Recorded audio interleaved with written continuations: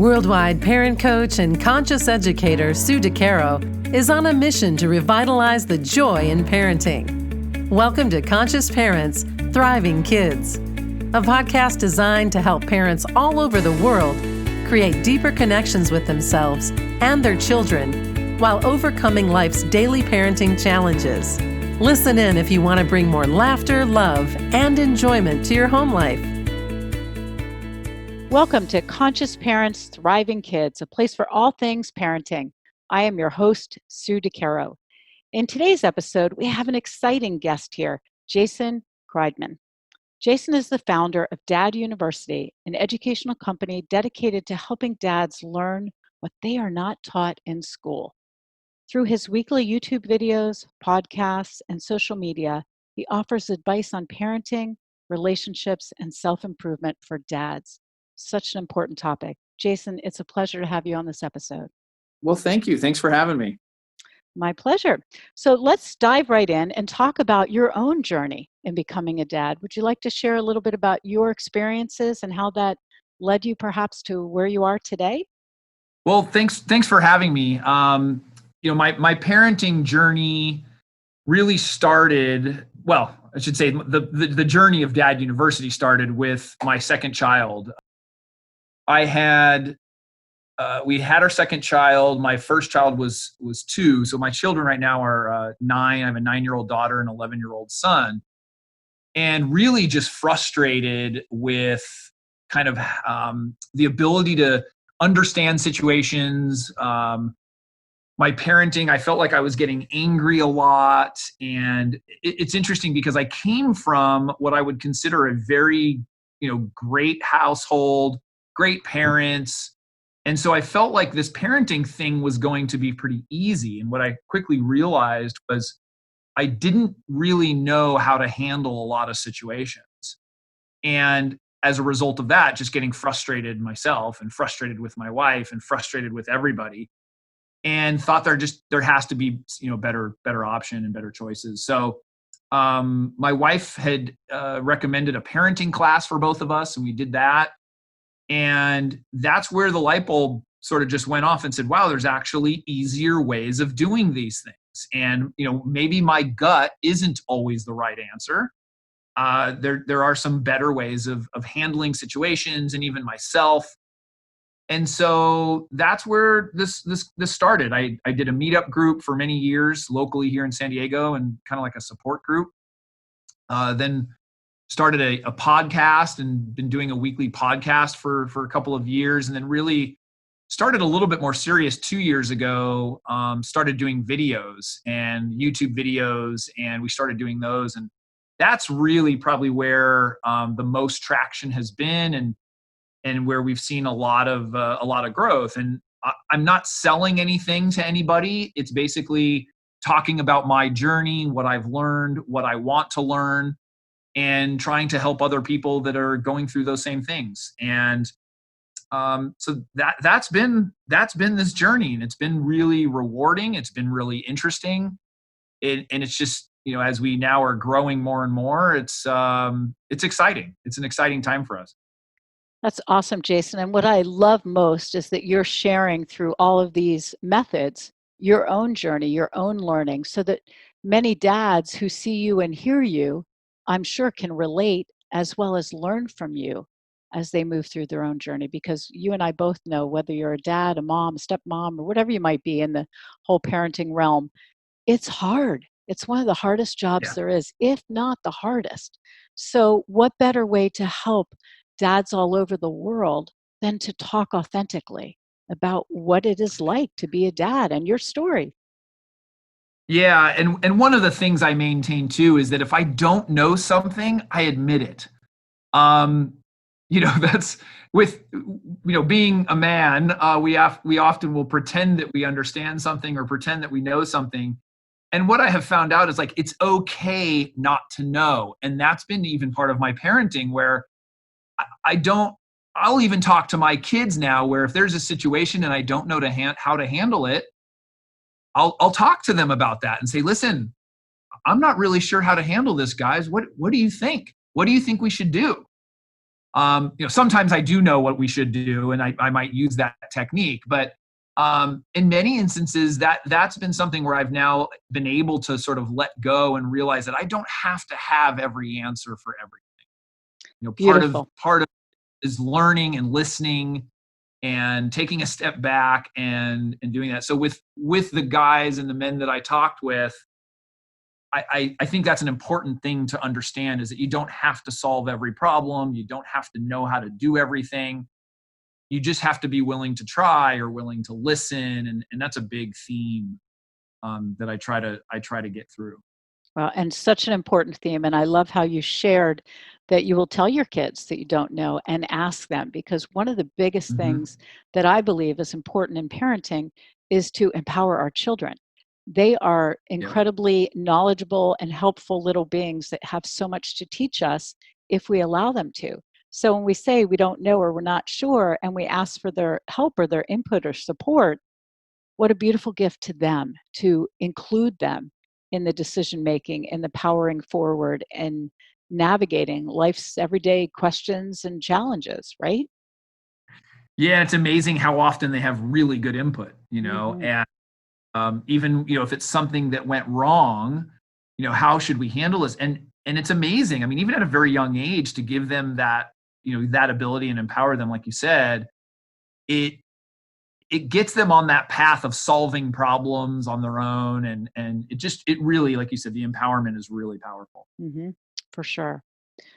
So let's talk a little more about this parenting journey in respect to something you and I have talked about in the past, the importance of empathy.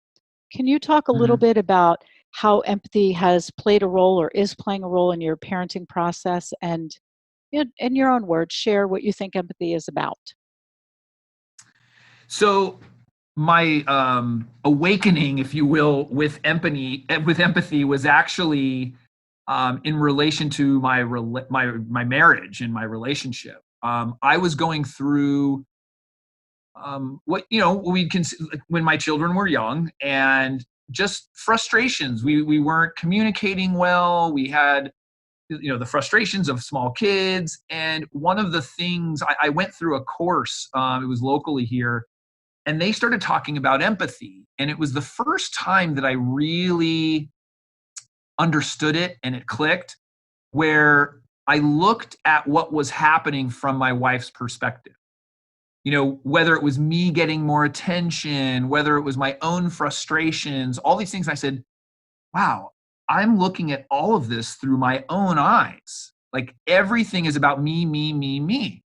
And I started realizing how much of, as it relates to my children, as it relates to people I'm working with, that everything was so me centric and I centric. And I started with this idea of with empathy as it related to my wife, and immediately saw changes and improvements with how we were dealing with each other.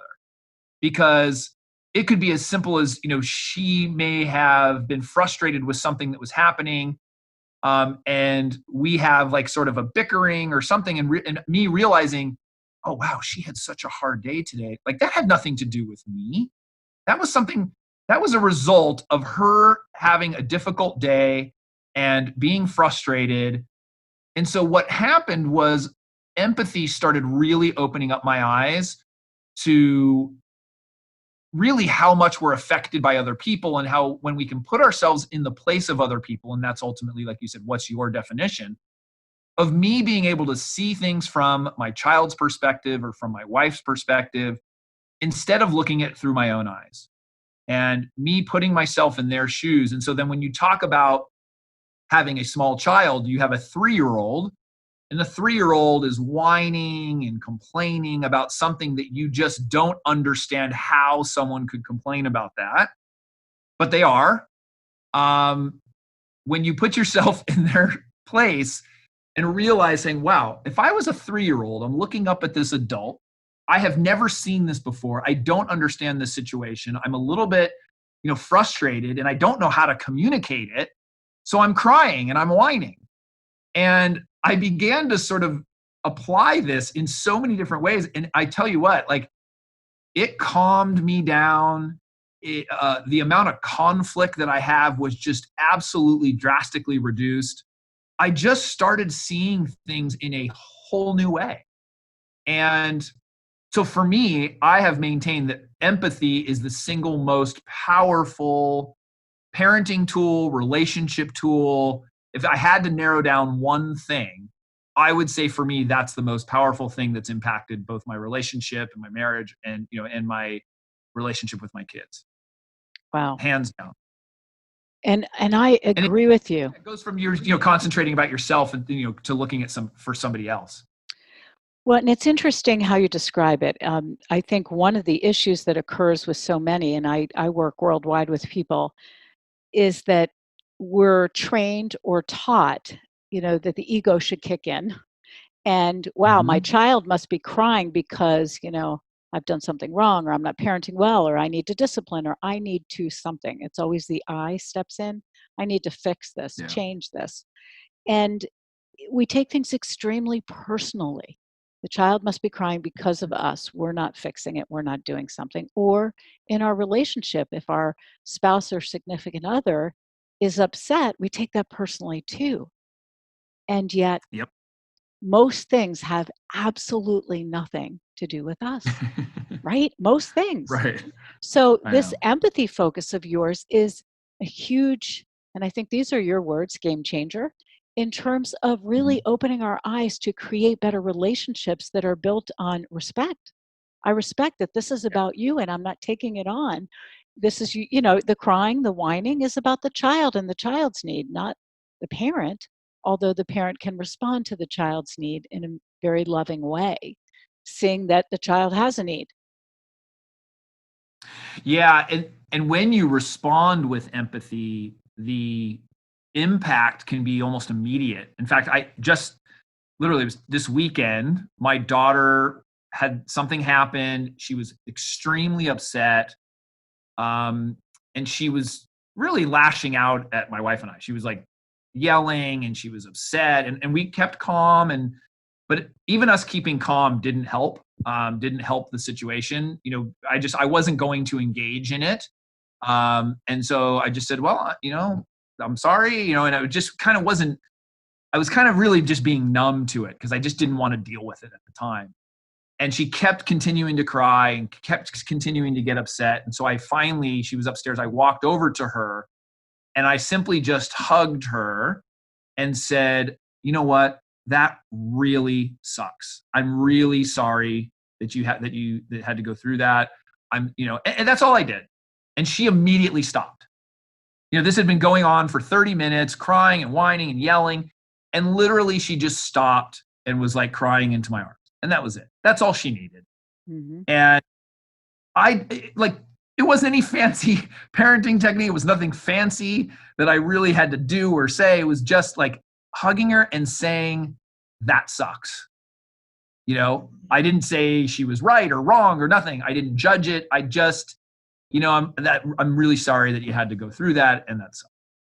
And that display of empathy right there, I even was talking to my wife afterwards. I'm like, it's really that easy, that was an instance that showed just how easy it can be to diffuse situations by just letting somebody know and agree that yeah, you know what, that isn't a great situation. I'm really sorry that you have to go through that or that you're feeling that way. And you don't even, and that works with my wife, it works with my kids, etc. It doesn't mean I'm saying, you know what, you are totally right or you are totally wrong.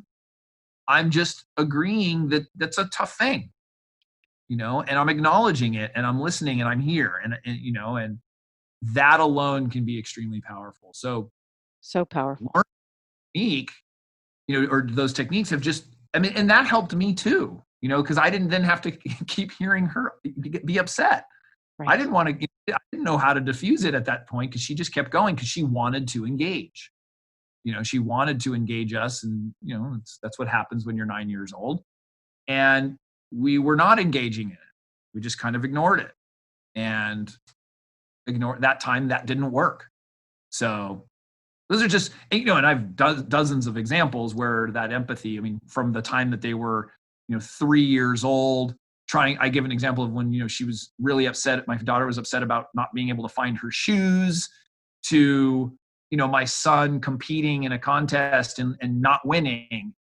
All of these things, like there's so many situations where empathy works and it applies. I couldn't agree with you more. And, I think the story you shared about your daughter is really about valuing her feelings and validating. We all want to be validated. So it's, as you said, it's not just about children, it's about every relationship that we have. We all want to be seen, we all want to be heard, and we all want to matter or feel the value in our being, in just being on this planet in front of whoever it is we're with. So, that's ourselves and that's everybody around us, including our children, and more so our children. More importantly, that they grow up feeling seen, heard, and valued. Many of us adults didn't have that. So the ability to empathize is validating as well. Yeah, I'm not going to speak for all men, but I do think that the empathy gene doesn't come naturally for most men. And, for me, it was a learned behavior. It wasn't something that I knew right away or understood. I really had to practice it. And with practice, I really feel it. In the beginning, you kind of pretend because it's a good technique. And afterwards, I really was upset when I went to hug my daughter. I really did feel upset for her because I was like, she just wasted a half hour of her life yelling and arguing and being upset where she really didn't have to. And that's, that is empathy. It's when you really are putting yourself in their place and seeing it from their perspective. Mm-hmm. And I could see for a 9-year-old girl, the situation that happened, she lost something. It was a big deal for her. To me, it wouldn't have mattered. I would have been like, okay, I'll go get another one, But for her, it was a really big deal. And, for those are the kinds of situations where empathy it works. Mm-hmm, for sure. So I'm curious, Jason, how do you help? You said that you think this is a learned behavior. It was for you, that many dads aren't born with this gene. And so I'm curious, how do you help the dads in your circle that you come in contact with through, social media or what have you? How do you help them with empathy? One of the ways is letting them know that it's going to help them. So most people, which you might agree or so, most people do things out of fear or greed.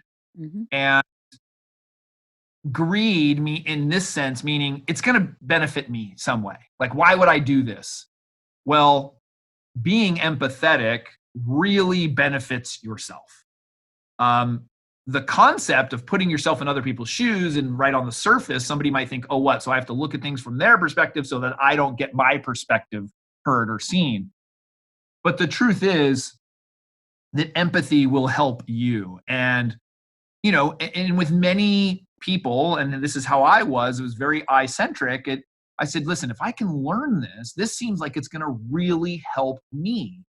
And so that's been one of the ways to communicate it to people is just, listen, if you learn this is a tool that's going to really help you. It's going to help you get less angry. It's going to help you communicate better. It's going to help other people understand you better as well.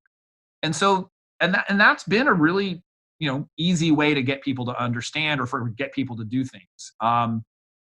People are a little less inclined when it helps somebody else. Right. Sure. Not to say that they don't want to help other people, but when there's something in it for me, then we'll decide. That's when we decide, hey, it's a good idea. I'm going to get something out of this, so I'll go ahead and do it. Mm-hmm. Yeah. So that's been probably one of the most powerful ways, and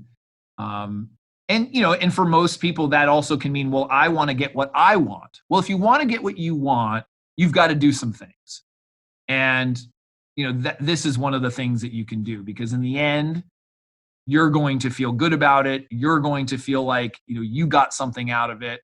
And there's just no question. I mean, if I can talk from firsthand experience, that, me learning empathy has done so many things for me of calming, like I mentioned, I mean, calming myself more and not getting so upset, not taking things personally, being able to help in other situations where before I maybe wasn't able to help.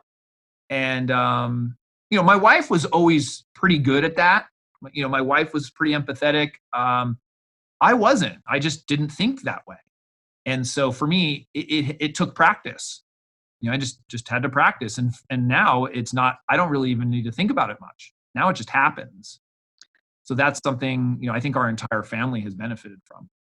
Well, and it's truly a conscious approach in not only parenting, but in life. And I'm curious what you think your children are seeing from this ability, this tool, this learned behavior that you have adopted and adapted and internalized in your own life. What do you think they're learning from Yeah, I you? mean, monkey see, monkey do for sure. Hmm. My kids have displayed this over and over. I mean, actually, we went out to a party or dinner last night, as a matter of fact, and my daughter forgot her jacket. We weren't reminding. I mean, she forgets her jacket. She forgets her jacket. And my son actually said, "Hey, if you get cold, you can use mine." And I mean, that's an 11-year-old boy with his younger sister and said that. And I mean, he deploys empathy and has that in him. I'd like to think because he's seen it. It's just, oh, well, if you need something, I'm here, or how can I help? He's very inclined to do that. And so, yeah, we see it all the time, and hopefully we can continue that and just model the behavior because the kids will pick it up. Hmm. Beautiful. And they do pick it up. I think kids really learn from what they see, not what you tell them to do. In the olden days when I Right. was raised, and perhaps you too, it was do as I say, not as I do. And we are so far from that in the parenting world now. They're not listening to what we're saying, they're listening to and focusing on what we do, how we model, Right. how we live, in this world, Right. not what we say we want to model. So I think it's just a beautiful testament how you show up for them and how they are learning from you what empathy is about and how to be empathetic to others in the world. Yeah, and I caught them the other day watching my videos, so that was kind of funny too. They were watching YouTube and watching my videos, and I came home and I'm like, "What are you doing?" They said, "Oh, we're watching your videos." So that's kind of good too, because obviously some of the topics that we touch on are can really apply to anybody. So For sure. um, hopefully they're soaking that stuff in. Well, it's interesting that they're actually watching. I think that's also a testament. They're interested in what you have to say when you're not around, Yeah, right? So you right. caught them as they were doing it when you weren't around. That's so interesting. That's Yep. great. Wonderful. Well, Jason, I'm curious, are there any parting words of wisdom that you would like to share with our listeners? You've certainly shared a lot of wisdom already, and I think anybody who has tuned in here will be taking empathy with them for sure and trying to bring it to their daily practices. Yeah, I think on the topic of empathy, I think if you're a woman listening, of introducing the topic, to your significant other, um, is an important thing, and also too of like just how it helps us as individuals, and then displaying that, and for the men listening, realize how powerful it can be, and it I think one of the things about empathy, which I mentioned earlier, was when you're in, let's say you're in an argument, or you're not, empathy doesn't mean that you have to say, hey, you're totally right, or I am right and you're wrong, or it has nothing to do with that. All it is acknowledging, like you said, it's acknowledging the person's feelings, or acknowledging, how they are looking at something. And so you can be empathetic and still have your own point of view, or still, if you think you are right and you are not moving from that situation and you just think that you are in the correct space, you can still be empathetic. It's not, they're not mutually exclusive. They can work together. So I think that that's an important thing to keep in mind is just acknowledging somebody else, if anything, it's going to help support your argument Mhm. if you are. So I think that's one of the things. I have had people who felt like empathy is somehow like giving up in a sense, or like, kind of, I'm not giving myself my own credit. I'm kind of going to the other person's side, and that's not really what it's about. It's really just acknowledging the other person and listening. You don't have to agree. Right. I think that's the thing to mention. Yeah, it's not a winning situation. There is no Right. winner. And I think, Right. can I just add something there? Because I think one of the things that you said that I just want to highlight is that any behavior that we're learning or focusing on that's fairly new for us, or maybe not so new, maybe we've been practicing it for years, but it still takes time to integrate in our daily habits, our daily parenting habits, relationship habits, and how we respond. So, perhaps the listeners today, I'd love to offer the opportunity for you to be gentle with yourself as you are learning and practicing new things, and understand that adapting and changing and looking at your parenting takes time to change and alter Right. the approach. So be gentle with yourself, because judgment and, I should have and I wish I had, those don't help. Just every moment's a new moment to bring more of whatever it is, whatever tool you're trying to bring forward. For sure. So, where can people find you? Because I'm sure after this episode, they're going to be looking. Well, I'd say probably the website has all of our social channels. We're on it. I mean, wherever somebody hangs out, we're there. So Dad University, and really our YouTube videos um, are really what we put a lot of effort and a lot of work into, and would love feedback on that. But they can also go to the website daduniversity.com. daduniversity.com. Awesome. Well, Jason, thank you so much for this incredibly rich conversation. Lots of wealth here for our listeners to take away. And I'm sure those that are looking for some more information will definitely reach out and connect with you. So thank you so much for joining me. Excellent. Thank you for having me. Remember, every moment is a new moment for conscious connections.